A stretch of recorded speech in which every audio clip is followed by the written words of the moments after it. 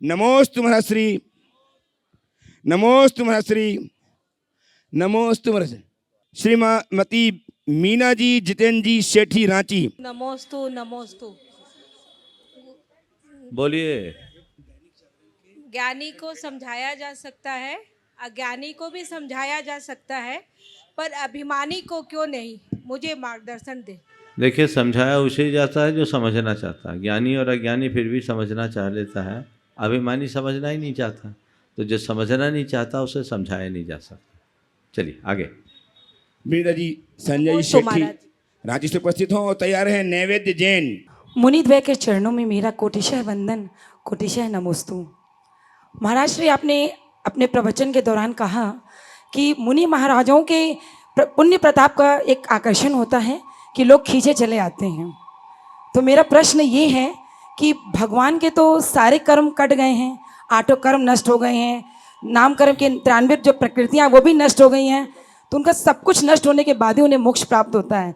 तो फिर ऐसा क्या आकर्षण है भगवान के दर्शन में कि जो इंसान कहीं नहीं चाहता, किसी को अपना नहीं समझता, वो भी भगवान के आकर्षण से बच नहीं पाता? कृपया समाधान करें। बहुत अच्छी बात की। देखिए, किसी के प्रति कोई आकर्षण उसके पुण्य से होता है, ये बात सही है, पर केवल पुण्य का ही आकर्षण नहीं होता। आपने बात सुनी, पर उसके बाद कही हुई बात को शायद आप भूल गए। पुण्य के साथ प्रताप भी होता है, समझ गए? तो पुण्य तो जब जीवन काल होता है तब है, प्रताप परोक्ष में भी होता है, समझ गए? सूरज उगता है, अस्त हो गया, फिर भी अभी उसका प्रताप दिख रहा है ना। ऐसे ही महापुरुष जो महान तपस्वी होते हैं, जिनका प्रबल पुण्य होता है, प्रताप भी होता है, वो उनके जीवन काल में भी होता है और इस दुनिया से चले जाने के बाद भी होता है। मोक्ष में चले गए तब भी है। तो आज हम भगवान को याद कर रहे हैं, भगवान का यशोगान कर रहे हैं, उनकी जय जयकार कर रहे हैं। वो उनके पुण्य के कारण नहीं, उनके प्रताप के कारण। वो उनका प्रताप शाश्वत प्रताप है। संसारी प्राणी का प्रताप कभी भी नष्ट हो जाएगा, पर भगवान का प्रताप कभी नष्ट नहीं होता, समझ गए?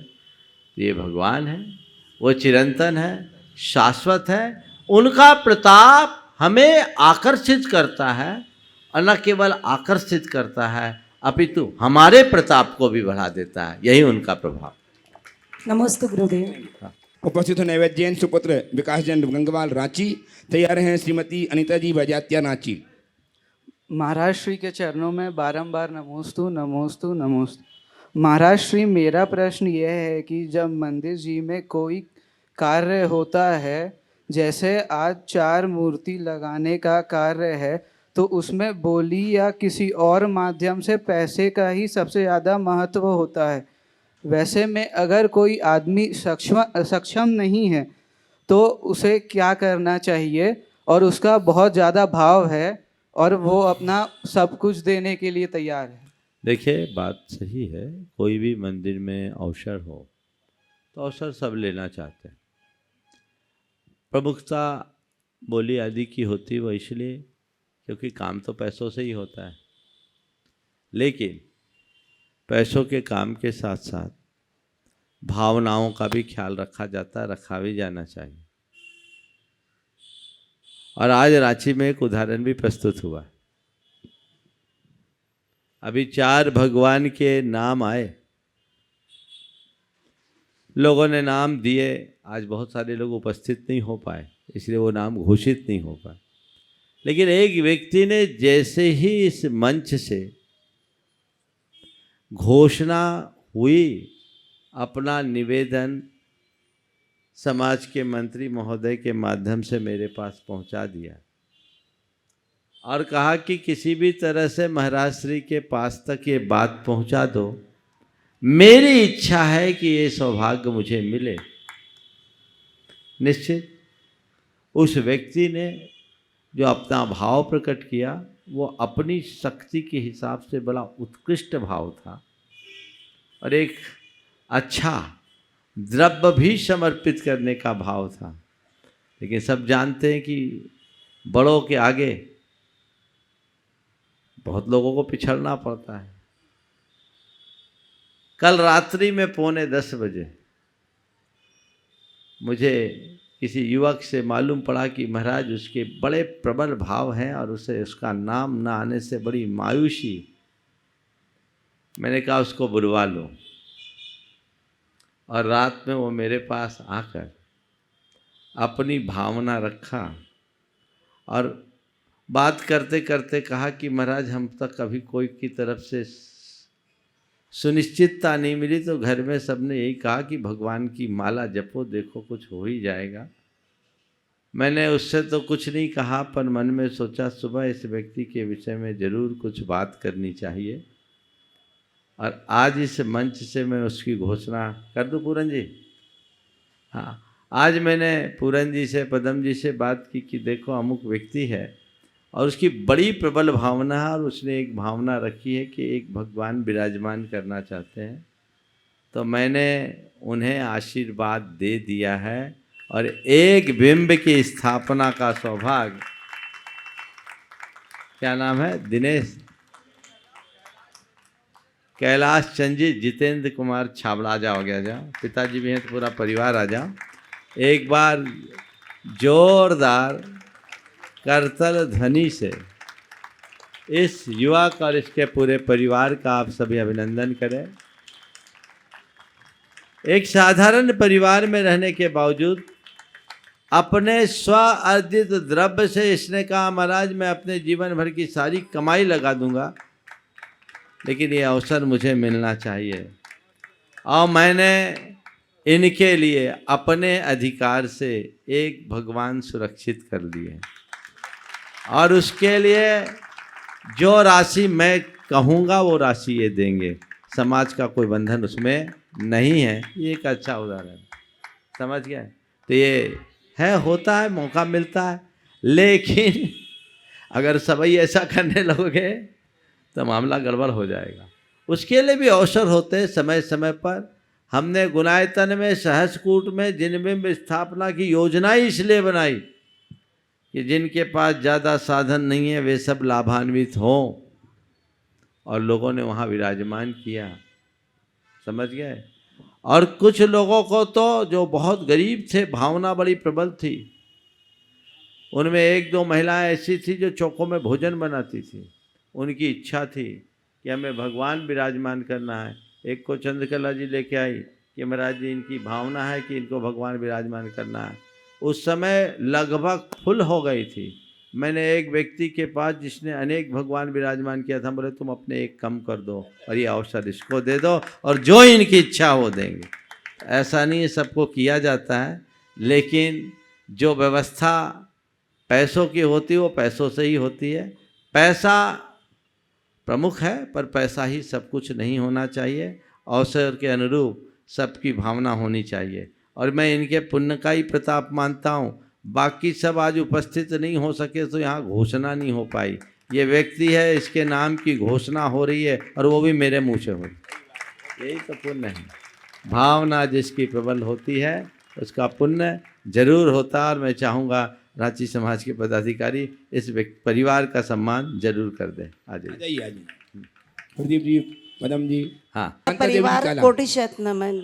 हे गुरुदेव, आज आपने शुद्ध की रक्षा के बारे में बहुत अच्छी बातें बताई सुबह प्रवचन में। मेरा ये जानना है कि मंदिर जी में जो हस्तलिखित शास्त्र है, वो शास्त्र ऐसे हैं गुरुदेव जिनको छूने से वो पन्ने भड़क जाते हैं, टूट जाते हैं, तो उन शास्त्रों को कैसे हम लोग संरक्षित करें? देखिए, मंदिर में जो भी ऐसे शास्त्र आपने हमें वहाँ बताया होता तो शायद हम वहाँ से देख के और बता देते, पर मैन्युस्क्रिप्ट प्रिजर्वेशन का एक बहुत बड़ा केंद्र है जयपुर में और महावीर जी में। वहाँ संपर्क कीजिए, वो उस तकनीक से उसको पूरी तरह से प्रिजर्व करने की स्थिति होगी तो प्रिजर्व करेंगे, और नहीं होगी तो उनका विसर्जन होगा। विसर्जन कैसे किया जा सकता है महाराज? विसर्जन उनको देख के, सोच के, जीव जंतु रहित करके उन्हें बहते जल में प्रवाहित कर सकते हैं, अथवा उसको रिसाइकलिंग के लिए दिया जा सकता है। कमल जी पुष्पा जी पाटौदी ट्रस्टी महातन क्या कुछ उपस्थित बोलना हो। है? बोलो बोलो और- बोलो बोलो। ये कौन है? चिरंजी लाल जी के भाई तो नहीं है? हाँ, शकल मिलता। बोलो बोलो। हाँ, दोनों महाराज जी को नमस्तु नमस्तु नमस्तु। महाराज श्री बहुत बहुत धन्यवाद आपको कि आज मेरा पैसा का सदुपयोग आपके द्वारा धर्म कार्य में लगवा दिए हैं। बहुत सुंदर। मैं चलो, बहुत बहुत बहुत धन्यवाद। ये संस्कृति और संस्कार का असर है। बहुत सुंदर। चलिए। हाँ, कमल बोले। जी उपस्थित हो तैयार हैं। अरुण जी सीमाजी गंगवाल ट्रस्टी महातन रांची। महाराज श्री के चरणों में मेरा परिवार का त्रिवार नमोस्तु नमोस्तु नमोस्तु। महाराज श्री, अपने समाज आजकल काफ़ी ये पतन की ओर बढ़ते जा रहा है, इसका बचने का क्या उपाय है? समाज पतन की ओर जा रहा है। जिन कारणों से पतन की ओर जा रहा है उन कारणों को रोकें, समाज में चेतना जगाएं। सत्संग समागम पाने के बाद यदि व्यक्ति अपनी चेतना को जगाए तभी परिवर्तन होता है। ये बात बिल्कुल बहुत ही दुखदाई और पीड़ादायी है। एक तरफ हम धार्मिक आयोजनों को खूब बढ़ चढ़ करके भाग ले रहे हैं आयोजनों में, पर दूसरी ओर व्यसन बुराइयां भी समाज में बहुत तेज़ी से बढ़ रही है और ये सब आधुनिकता के नाम पर हो रही है। ये जो नाइट कल्चर विकसित हो रहा है वो हमारे समाज की परंपराओं का बंटाधार कर रहा है। आज प्रातःकाल भी मैंने इस विषय में काफ़ी विस्तार से विधान के टाइम में कहा था। आज सबको इस पर विचार करना चाहिए और अपने बच्चों के लिए भी इस पर थोड़ा हमें कुछ प्रतिबंध करना चाहिए। आजकल एक बहुत बड़ी कमी देखने को मिलती है कि माँ बाप अपने बच्चों के प्रति बहुत ज़्यादा लिबरल होते जा रहे हैं। वो बच्चों के द्वारा अगर कुछ गलतियाँ हो रही है या बच्चे गलत दिशा में जा रहे हैं तो रोक टोक नहीं करते। नतीजा बुराइयाँ तेज़ी से जकड़ते जा रही है। आज अगर किसी का बच्चा नाइट क्लब में जा रहा है, बेटा जा रहा है, बेटी जा रही है, पब में जा रहा है या कहीं और जा रहा है, रात को 12 बजे आ रहा है, 1 बजे आ रहा है, 2 बजे आ रहा है, माँ बाप को उनकी ज़्यादा कोई परवाह नहीं, कोई पूछताछ भी नहीं करते। लेकिन यदि माँ बाप जागरूक हों तो कभी ऐसा नहीं हो सकता। मेरे संपर्क में एक सज्जन जिसका बेटा, उन्हें अच्छे संस्कार दिया, संस्कारित परिवार था, बेटा एक बार शराब पी लिया, पिता को पता लगा। पिता ने जैसे ही सुना बेटे को बुला करके कहा तूने शराब पिया। बेटे बोल नहीं पाया, आंखें झुका करके अपनी तरफ से कहा कि हाँ मैंने शराब पी है। तो पिता ने कहा देख, पहली बार मैं तुझे मना कर रहा हूँ पर तूने मेरा भरोसा खंडित किया है। ध्यान रखना, आज तो तेरे लिए इस घर में प्रवेश है, दोबारा अगर ऐसा हुआ तो ये घर तेरा घर नहीं होगा और तू मेरा बेटा नहीं होगा, इस घर में प्रवेश नहीं होगे। मैं तुम नहीं स्वीकार सकता कि मेरे घर का कोई सदस्य ऐसा कृत्य करे। इतनी दृढ़ता से उसने अपने बच्चे को फटकारा। बच्चा रोने लगा, बोला पापा माफ़ करो, ऐसी नौबत कभी नहीं आएगी। मेरा मन मुझे आज धिक्कार रहा है कि अपने चंद दोस्तों की बातों में आकर मैंने आपका विश्वास तोड़ दिया। अब ऐसी पुनरावृत्ति नहीं होगी। दोबारा उस बच्चे ने उस तरफ देखा तक नहीं। मैं आपसे पूछता हूँ, आप इतना चरित्र बल अपना क्यों नहीं रखते? आपके बच्चे इस तरह से भटकते हैं तो आप उस बात का प्रतिवाद क्यों नहीं करते? बच्चों को मना क्यों नहीं करते? आप ये क्यों स्वीकार है आजकल का ज़माना बदल गया, आप सब ऐसा ही, ये कल्चर, ये एक्सेप्टेंस सबका बंटाधार कर रही है। और जो चीज़ें आज उभर कर आ रही है वो बहुत घृणास्पद है और इसके प्रति बहुत गंभीरता से विचार करना चाहिए। मुझे तो लगता है यदि यही सब चलता रहा तो आने वाले दिनों में ये सारी बुराइयां आम हो जाएगी। नमोस्तु। उपस्थित श्रीमान अरुण जी सीमाजी गंगवाल ट्रस्टी महातन तैयार हैं। सुप्रसिद्ध पत्रकार श्रीमान Anand ji, bureau chief of Prabhat Khabar Ranchi, और साथ ही तैयार रहेंगे श्रीमान मनोज जी गुप्ता, दैनिक जागरण झारखंड के प्रमुख मनोज जी गुप्ता तैयार, दोनों पत्रकार तैयार रहेंगे। गुरुवर के चरणों में नमोस्तु। गुरुवर कल का प्रवचन धन्यवाद पर था। एक रैंडो ब्रांड की तीसरी पुस्तक, जो ऑस्ट्रेलियन लेखक हैं, उनकी तीसरी पुस्तक द मैजिक, उसमें एक लाइन है, जो कृतज्ञ हैं उनको ब्रह्मांड से और बहुत कुछ दिया जाएगा, जो कृतज्ञ नहीं है उनको ब्रह्मांड से सब कुछ ले लिया जाएगा। आपका प्रवचन इससे क्या रिलेटिव? भैया हम बताएं, ये जितने भी लेखकों की बात तुम लोग करते हो हमारी ही बात तो उधार लिए। यही तो सुनना तुम लोगों को हिंदी समझ में नहीं आती। आज वो बोल रहे हैं और gratitude gratitude, thanks giving, divine forgiveness. अरे ये क्या है? ये तो हमारा मूल धर्म है। हमने जब से होश संभाला तब से सीखा, हूं नहीं कृतज्ञ कभी मैं द्रोह नहीं मेरे उरावे। तुम्हें वो बातें समझ में नहीं आती। हिंदी समझना सीखो, समाज से मैं कहूंगा। जो हमारी मूलभूत संस्कृति उसे पहचानो। हमारी संस्कृति में कृतज्ञता को सबसे बड़ा गुण और कृतज्ञता को सबसे बड़ा पाप कहा गया। यह लिखा गया है कि और सब पापों का तो फिर भी प्रायश्चित हो सकता है, पर अभागे कृतघ्नि का कभी उद्धार नहीं होगा। ये बात हमारे शास्त्रों में, जिसे सबसे बड़ा गुण कहा गया, वो कृतज्ञता का। अब आप वहां जो कृतज्ञता ग्रेटिट्यूड बनकर आता है, तब तुम्हारा एटीट्यूड बदलता है। बड़ी विचित्रता है। बहुत जो बातें संतों के मुख से निकलती है, यदि श्रद्धा से सुनो तो तुम्हारा जीवन बदल जाएगा। पर क्या करें, आपकी सोच इतनी पेशेवर हो गई है कि तुम्हें केवल पेशेवरों की बात समझ में आती है, संतों की बात समझ में ही नहीं आती। पेशेवर की बात पूरी तरह व्यापारिक होगी और संत की बात सदैव पारमार्थिक होगी। व्यापारिक बात करने वाले अगर कोई तुम्हें प्रेरित करेंगे भी तो तुम्हारा बदलाव भी होगा, तो तुम्हारी सोच टोटली कैलकुलेटिव ही होगी। पर संतों की बात सुनकर तुम्हारे जीवन में बदलाव होगा तो तुम्हारी सोच आध्यात्मिक होगी। तुम ऐसे लोगों की बात सुनकर के संपन्न बन सकते हो, पर संतों की बात सुनोगे, संपन्न बनो या न बनो, सज्जन बन सकते हो।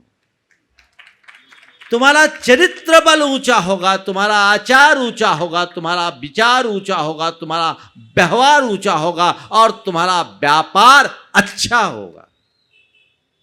दृष्टिकोण बदलिए।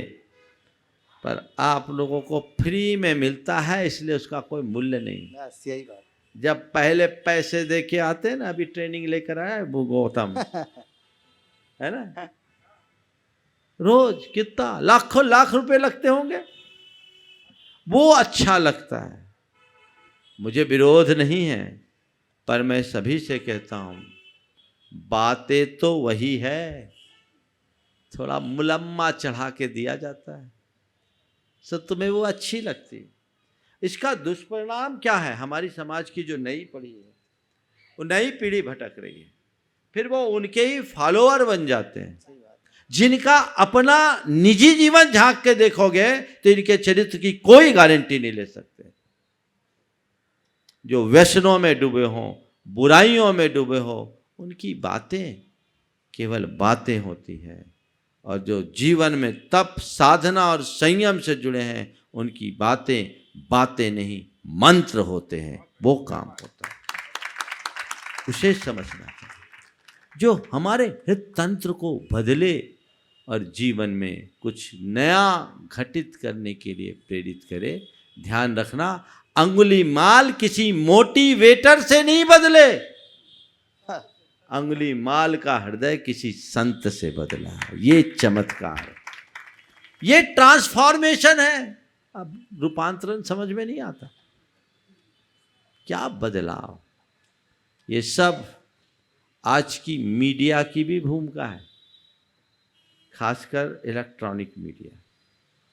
हमारी भाषा, हमारी भूषा, हमारी भावना, हमारा भोजन सब बदल गया, सोच भी बदल गई, तो चीजें ऐसी बदल। शायद कॉमर्शियल को व्यू लेकर के उधर लोग अट्रैक्ट होते हैं। वही है।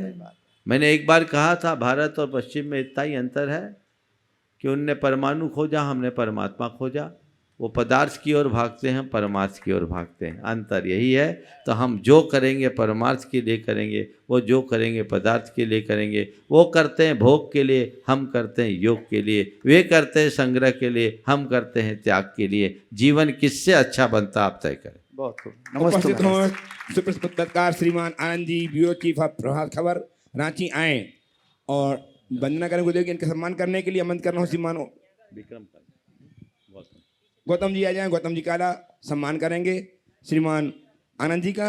और साथ ही श्रीमान गौतम विक्रम, हाँ मनोज गुप्ता, मनोज गुप्ता दैनिक झारखंड के प्रमुख, इनका सम्मान भी करेंगे श्रीमान विक्रम जी, गौतम जी काला। तालियां लगातार बजती रहे। ये ऐसे व्यक्तित्व हैं जो आपके नगर की सारी नगर परिक्षेत्र की, क्षेत्र की, देश की, प्रदेश की सारी खबरें एक साथ हम सबको दिलाया करते हैं। दोनों ही का हम बार बार सम्मान करते हैं। और प्रश्न करेंगे श्रीमान पहले हाँ बोलिए। हाँ आनंद जी प्रश्न प्रस्तुत करेंगे। तैयार रहेंगे श्रीमान मनोज जी गुप्ता। पहले तो महाराज जी के श्री चरणों पर मेरा नमन है और मेरा ये सौभाग्य है कि आज जहाँ रांची की धरती पावन हुई है महाराज जी के कदमों से, और मेरा सौभाग्य है कि आज मुझे मौका मिला है। और हम लोग प्रश्न करने के व्यापार में ही हैं। हम लोग प्रश्न करते हैं और हम अपनी अकाउंटेबिलिटी खुद नहीं तय करते। तो महाराज जी से मेरा एक प्रश्न था कि आज जो प्रोफेशनल दुनिया है, तो क्या मोटिवेटर्स भी प्रोफेशनल हो गए हैं? मैं संतों जैसे मोटिवेटर्स की बात कर रहा हूँ। जो महाराज जी ने बहुत सुंदर बात कही कि संत के जो विचार होते हैं उससे आपका संस्कार बदलता है। और क्या संतों में भी परिवर्तन आया है? वो भी व्यावसायिक हुए हैं? जिस तरह की चीज़ें समाज में बदली है, तो क्या संत भी बदल गए? बहुत अच्छा सवाल किया है। और आप जैसे पत्रकार से ऐसे ही सवाल की मुझे अपेक्षा है ना। बात बिल्कुल सही है। मैं कहूँगा कोई अछूता नहीं, कुएं में ही भांग पड़ गई, सब माया के चक्कर में है। और जहाँ ये होगा, जहाँ माया है वहाँ सफाया है। हमें इन सब बातों को समझना चाहिए। पर हाँ, इतनी सलाह और दूंगा, सबको एक चश्मे से मत देखना।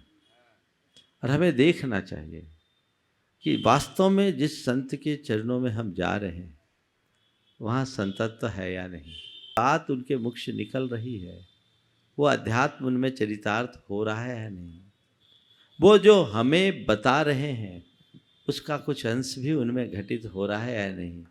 इतना विवेक और ऐसी समझ यदि मनुष्य के मन में जग जाए तो फिर कोई भी अंधविश्वास नहीं पनप सकता और किसी की भी दुकानदारी नहीं जम सकती, चाहे वो संत के नाम पे हो या बाबा के नाम।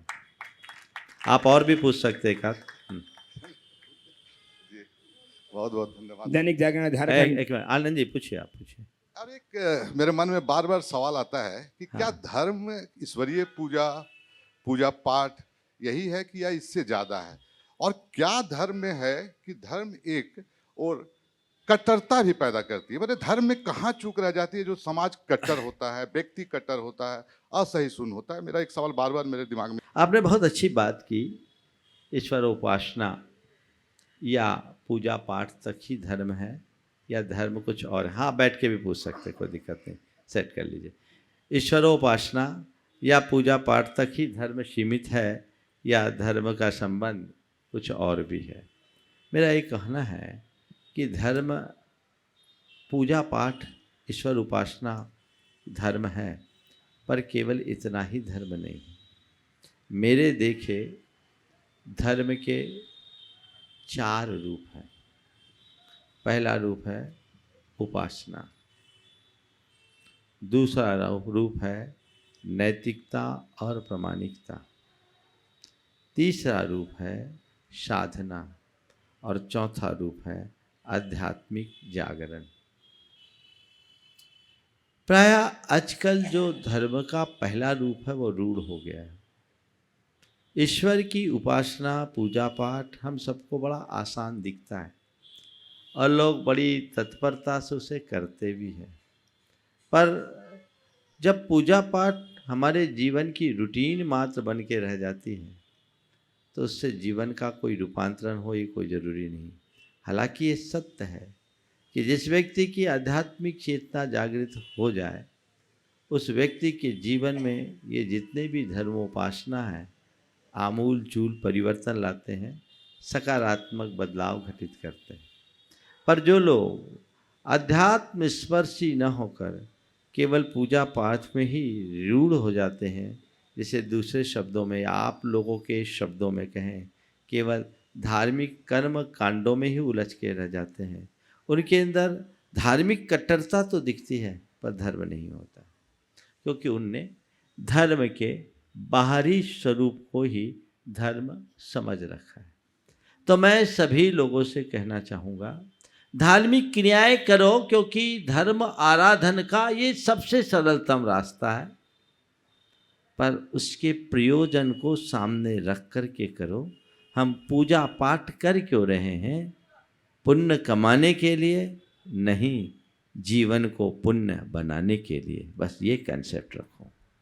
पुण्य कमाने के लिए हम पूजा पाठ करें तो पता नहीं पुण्य कमा पाए या नहीं, पर जीवन को पुण्य बनाने के लिए करेंगे तो पुण्य भी कमाएंगे और जीवन को धन्य भी बनाएंगे।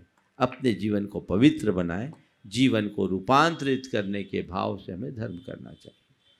नैतिकता और प्रामाणिकता को हमें अपना धर्म मान करके चलना चाहिए, हमारा कर्तव्य है। अगर हमारे जीवन में नैतिकता ना हो, प्रामाणिकता ना हो, तो ये हमने धर्म का बाना भर पहना है, धर्म नहीं। साधना, त्याग, तप, संयम जो दिखता है ये भी एक धर्म का रूप है, और ऐसे लोगों को हम लोग बहुत सम्मान देते, आदर देते हैं। इनमें नैतिकता भी होती है, प्रामाणिकता भी होती है, उपासना भी दिखती है। लेकिन त्याग तप साधना करने वाले व्यक्ति के भीतर भी अगर आध्यात्मिक दृष्टि ना हो तो ऊपर का तपस्वी या साधु तो बड़ा होता है, लेकिन भीतर से वो उतना ही क्रोधी हो सकता है, अभिमानी हो सकता है, या अन्य दुर्बलताओं से भी ग्रसित हो सकता है। उसकी साधना फलीभूत नहीं होती। धर्म का मूल तत्व है आध्यात्मिक जागरण। जब हमारी अंतस चेतना जगती है और हमारे केंद्र में हमारी आत्मा स्थापित हो जाती है,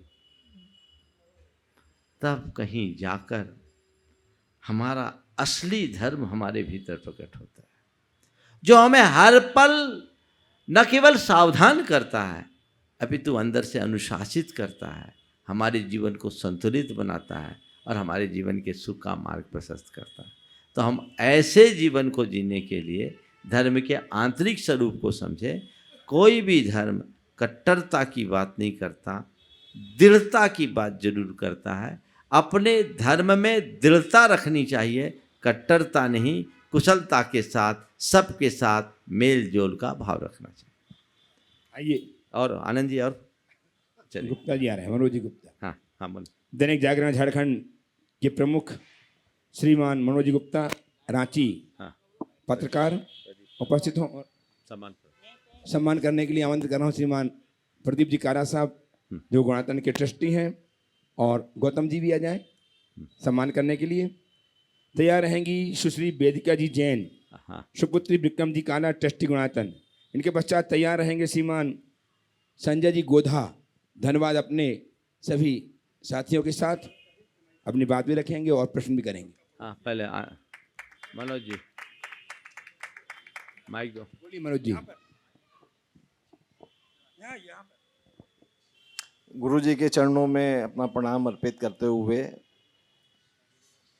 गुरु जी का मार्गदर्शन चाहेंगे कि आज समाज में अभिभावकों के बीच में और उनके बच्चों के बीच में 12-13 साल की उम्र से लेकर के 22-23 साल की उम्र के बीच में कैसे और एक समन्वय बने, और इसमें समाचार पत्र की कोई भूमिका आप देखते हो ताकि हम लोगों का भी इसमें मार्गदर्शन हो सके। बहुत ही अच्छा सवाल आपने उपस्थित किया।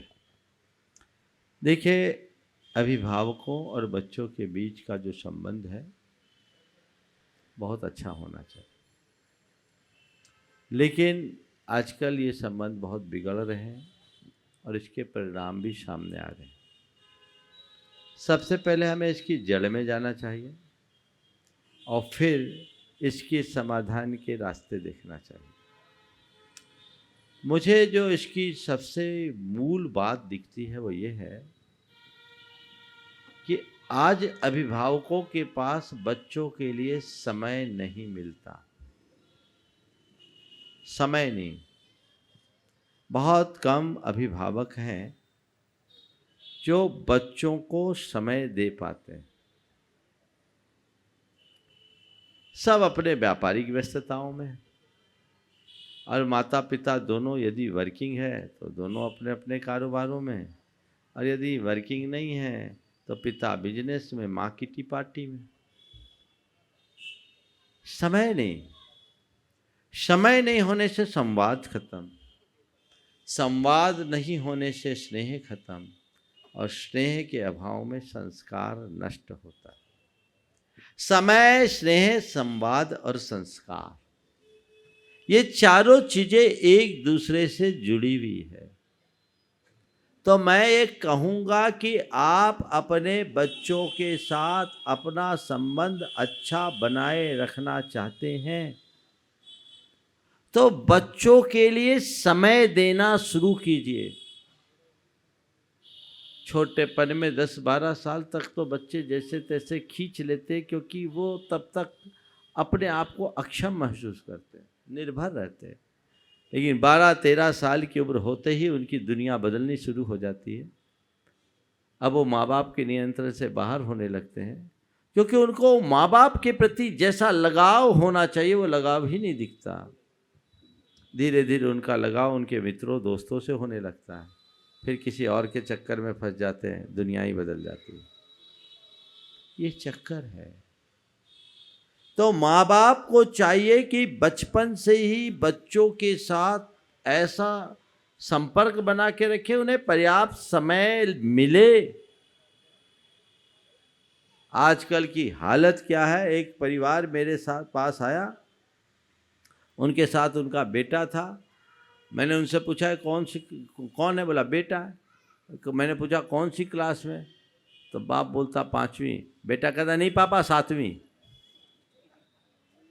अब आप बताओ, जिस पिता को यही पता नहीं कि उसका बेटा कौन सी क्लास में पढ़ रहा है, उसके लिए आप क्या अपेक्षा रखते हो?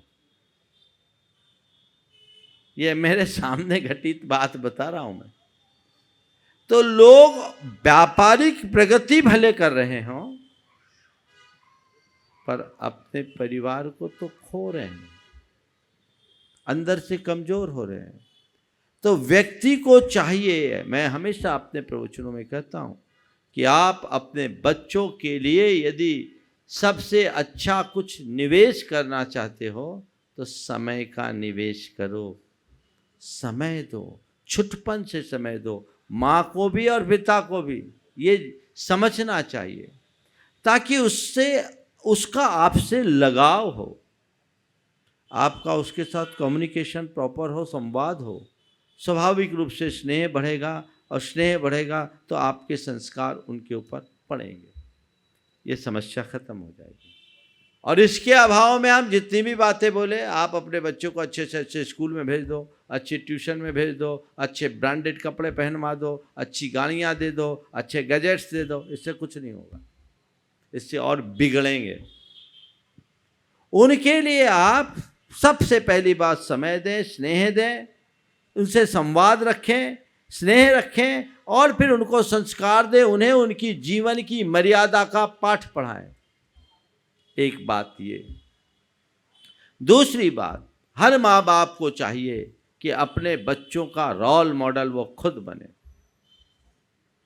बच्चों के सामने एक अच्छा आदर्श उपस्थित करें। कितने माँ बाप ऐसे होंगे जिनके बच्चे ये कहते होंगे कि मेरे माँ बाप से अच्छा इस दुनिया में कोई इंसान नहीं। शायद ही। क्यों? क्योंकि आपने खुद ही अपने आप को उस तरीके से प्रस्तुत नहीं किया, आपने अपनी छवि ऐसी बनाई। अच्छा आदर्श। बच्चों को उनके जीवन की मर्यादाओं का पाठ पढ़ाएं, उन्हें ये बात समझाएं, केवल आदेश परक वचनों में नहीं अपितु बोध परक बात उन्हें बताएं, और उन्हें समझाएं कि हमारे जीवन की लिमिट्स क्या होनी चाहिए। उन्हें आज़ादी युक्त, अंकुश युक्त आज़ादी दें, न ज़्यादा नियंत्रण रखें न ज़्यादा स्वतंत्रता दें। ज़्यादातर माँ बाप या तो ओवर कस्टडी में रखते हैं या एकदम लिबरल हो जाते हैं, दोनों बंटाधार करते हैं। उनके लिए वैसे रखें जैसे एक ट्री गार्ड के चारों तरफ, पेड़ के चारों तरफ ट्री गार्ड लगाया जाता है। कितनी दूर लगाया जाता है? दूर लगाया, इसलिए कि उस पेड़ को मवेशी चरे नहीं, इसलिए ट्री गार्ड लगाया जाता है। पर इतना पास नहीं लगाया जाता कि पेड़ हिले डुले भी नहीं। पेड़ के संरक्षण के लिए ट्री गार्ड लगाना जरूरी है। बच्चों के व्यक्तित्व को निखारने के लिए नियंत्रण जरूरी है, पर ऐसा नियंत्रण नहीं जो उनको लिए जकड़न लगने लगे, विद्रोही बन जाएंगे। जरूरत से ज़्यादा नियंत्रण उन्हें बगावती बना देते हैं, जो आजकल देखने को मिलता है। तो थोड़ी स्वतंत्रता भी मिलनी चाहिए और नियंत्रण भी। और चौथी बात, बच्चों पर भरोसा करें। आजकल माँ बाप को अपने बच्चों पर शक रहता है, और कई माँ बाप तो ऐसे भी देखे मैंने जो पुलिस की तरह बच्चों के साथ व्यवहार करते हैं। ये बहुत गड़बड़ियाँ हैं। तो व्यक्ति को ये चाहिए कि बच्चों का लालन पालन एक बहुत बड़ा दायित्व है और उसका एक अपना विज्ञान है। उसके बारे में समझे और उसी तरीके से अपने बच्चों के साथ व्यवहार करें। आज परिस्थितियां बदल गई। हम आप जैसी की जो पीढ़ी थी वह संयुक्त परिवार की पीढ़ी थी। भरा पूरा परिवार रहता था, अनेक भाई अनेक बहन रहते थे, हंसते खेलते रहते थे और दोस्त यारी भी रहती थी, सब कुछ है। अब तो परिवार अपार्टमेंट्स में रहते हैं, घर में एक बच्चा है दूसरा है नहीं, और माँ बाप दोनों काम में गए हैं। बच्चा स्कूल से आने के बाद एकाकीपन, जो उसके लिए अनेक प्रकार की विकृतियों से भरता है, उसके भावनात्मक स्वास्थ्य को भी प्रभावित करता है। ऐसे समय में यदि खुद माँ बाप थोड़े गंभीर ना हो तो मामला बिगड़ता है, और उसके उदाहरण हम सबके सामने। उपस्थित हैं एक मिनट और पूछिए मानव जी। एक ही बिल्कुल बहुत सुंदर। वेदिका जी उपस्थित हों। सुपुत्री विकास विक्रम जी काला ट्रस्टी गुणायतन तैयार रहेंगे। श्रीमान संजय जी गोधा ट्रस्टी गुणायतन धनबाद से अपने साथियों के साथ। नमोस्तु महाराष्ट्री। मेरा प्रश्न ये है कि आपने बोला था मैच्योर एज बाहर जाने का होता है, तब हमें बाहर जाना चाहिए, तो वो मैच्योर एज कब आता है? देखो, हिंदी में बोलूं कि अंग्रेजी में बोलूं? हाँ, हिंदी में बोलूं तो हिंदी में एक कहावत है, गधे पचीसा। समझ गए? गधे पचीसा यानी 25 साल की उम्र के पहले सब गधे होते हैं। कहावत है कि 25 साल के बाद आदमी की अकल दांत आती है, एक दाढ़ आती, दाढ़, उसको बोलते हैं अकल की दाढ़। यानी व्यक्ति जब 25 साल का हो जाता है तो उसे अकल आ जाती है। अकल की दाढ़ आने का मतलब है उसके मन में उचित अनुचित के विवेक का बोध हो जाता है, क्या उचित है क्या अनुचित। तो बहुत सारी चीज़ें उसमें समझ में आती हैं। तो अगर तुम मुझसे पूछो कि मैच्योर, एक 16-18 साल का टीनेजर कोई बच्चा या बच्ची है, उसमें उतनी समझ नहीं, उस समय उसके अंदर बहुत भावनाएं होती हैं और बहुत जल्दी कंफ्यूज हो जाते हैं। 24-25 वर्ष की उम्र पार करने के बाद उनकी समझ बहुत तेज़ी से विकसित होती है और धीरे धीरे अनुभव बढ़ता जाता है। तो व्यक्ति के अंदर जब तक विवेक न हो, समझ जागृत न हो, तब तक ज़्यादा उड़ान नहीं भरना चाहिए। समझ गए? आइए श्रीमान संजय जी गोधा। पूज्य मुनि श्री प्रमाण सागर जी महाराज की, पूज्य मुनि श्री अरय सागर जी महाराज की। जैसा कि आज हम धनबाद समाज के लिए परम सौभाग्य का दिन है कि आज गुरुवार पटना, रामगढ़, पंच कल्याण करते हुए अभी धनबाद के लिए आज रांची से बिहार हुआ।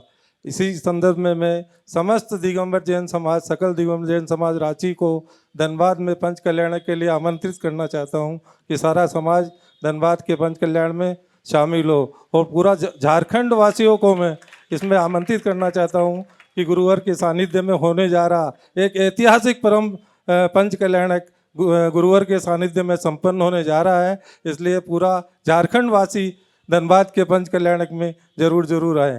और झारखंड से बाहर वाले ना आए, बोलो पूरे देश वाले को बोलो। हाँ सब और झारखंड वासी तो आएंगे ही, क्योंकि हाँ। रांची तो एक राजधानी है झारखंड की। उसके बाद पूरे देश, भारत देश के लोग धनबाद के पंच कल्याणक में आए। और एक बात बताए दे रहा हूँ धनबाद वालों, तुम्हारे यहाँ तो विदेश के लोग भी आ रहे हैं। हाँ, ये भी हमारा परम सौभाग्य का दिन है। धनबाद में जो पंच कल्याणक होने जा रहा है उसमें वाशिंगटन डीसी की भी प्रतिमाएं प्रतिष्ठित हो रही। बहुत परम सौभाग्य का पहले दिन। वो प्रतिमाएं सम्मेत शिखर जी में प्रतिष्ठित करना था, पर मैंने अपनी व्यस्तता और शिखर जी के काम की तेजी के कारण उसको कहा कि तुम लोग अब धनबाद में ही आ जाओ। तो पहले ये कार्यक्रम निर्धारित था इस एक प्रकार से, तो धनबाद और शिखर जी बाजू में ही है। तो धनबाद में वाशिंगटन डीसी और जयपुर के जिलालयों की भी प्रतिमाएं प्रतिष्ठित होने आ रही है। दिल्ली और सम्मेत दिल्ली की आ रही है, सम्मेत शिखर की आ रही है। तो निवेदन छोटा मत करो, दमदारी से करो। मैं इसके लिए क्षमा चाहता हूँ। पूरा भारत देश के सभी को मैं आमंत्रित कर रहा हूँ कि धनबाद में जरूर जरूर आए। चलिए आगे। हाँ, जय जिनेन्द्र। अमित कुमार जी कोषाध्यक्ष लायंस क्लब रांची उपस्थित हों। क्या क्या गति है, धन की क्या क्या गति है? धन की क्या गति है? जी जी। देखिए, नाश, भोग और दान, तीन ही गति है। दान, भोग और नाश। दान करो, भोग करो, नहीं तो नष्ट तो होना ही। कोऑर्डिनेट कैसे किया जाए सर जी? देखिए, बहुत अच्छा बात, अच्छी बात है। धन को हम इन तीनों गतियों के साथ कैसे कोऑर्डिनेट करें? पहले व्यक्ति को ये देखना चाहिए कि मैं किसके लिए कमा रहा हूँ और कितना कमाया। व्यक्ति अपने परिवार के लिए कमाता है। मैंने जो कमाया कितना कमाया, और इसमें मेरे परिवार के भरण पोषण के लिए कितना चाहिए, और मेरे जीवन में अचानक आ गई आपत्ति विपत्ति के लिए कितना चाहिए, वो निकाल दो। अब जो बचा है भरण पोषण और आपत्ति विपत्ति, इसके बाद जो बचा उसका क्या करोगे? या तो दान कर दो, नहीं तो एक दिन नष्ट होना है। तो छोड़कर जाने से अच्छा है उससे कुछ अच्छा करके जा। पूछेंगे, समझ गए? केवल धन मत जोड़ो,